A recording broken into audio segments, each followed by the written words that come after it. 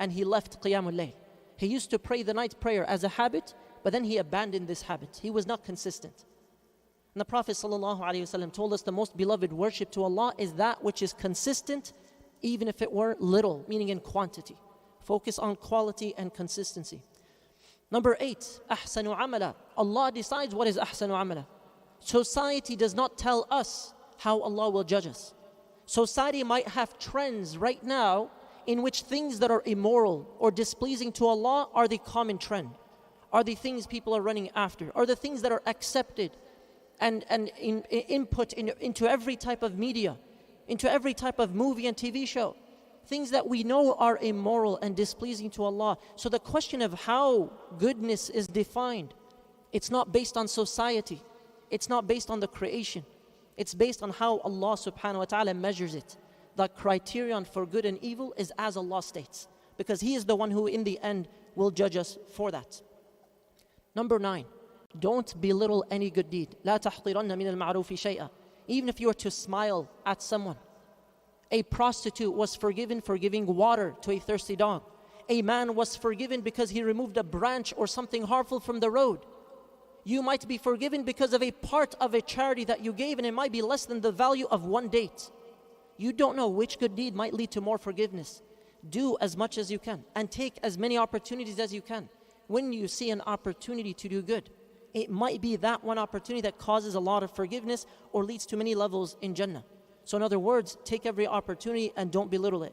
Number 10, Allah subhanahu wa ta'ala mentioned death and life, because death is the greatest reminder during this life for you to turn back to Allah. Death is the greatest reminder for you to accomplish ahsanu amala, the greatest of deeds. Death as a reminder psychologically and religiously as well is one of the few things that if it does not affect a person's heart, then many other things will not affect them. But if you are moved by the thought of your death and leaving this world, and that causes your heart to move in some way or to take some action, this is a positive sign. Now, why does Allah mention death before life? الَّذِي خَلَقَ الْمَوْتَ وَالْحَيَاةَ. Scholars said at least 3 main reasons. The first is that death is a more powerful spiritual reminder than life. For Allah to tell you about death first will awaken the heart more than only mentioning life. Number 2, some scholars said, al-maut wal-haya in this ayah, it's because of ad-dunya wal-akhirah. Ad-dunya includes death. You will depart from this world. You will die in this world. There is death. In the next life, there is no death. In the hereafter, it is eternal. So it is as though Allah subhanahu wa ta'ala is reminding us as well of the analogy of ad-dunya and al-akhirah in terms of value. You are here for limited time. You are there forever. And number 3, death is the state you were in before you were created. And Allah subhanahu wa ta'ala reminds us as well, كَيْفَ تَكْفُرُونَ بِاللَّهِ وَكُنْتُمْ أَمْوَاتًا فَأَحْيَاكُمْ. You were dead, meaning you did not have life. Allah gave you that life before your existence. And as for the last few reminders, وَهُوَ الْعَزِيزُ الْغَفُورُ. Allah is the Almighty. He controls everything and He is empowered to forgive. So when a human being tells you there's no hope for you, you're bad, you're evil, you have a bad past, remind yourself, Allah is Al-Aziz Al-Ghafur. Allah is in control of forgiving His creation. But we must turn to Him for that forgiveness. وَهُوَ الْعَزِيزُ الْغَفُورُ.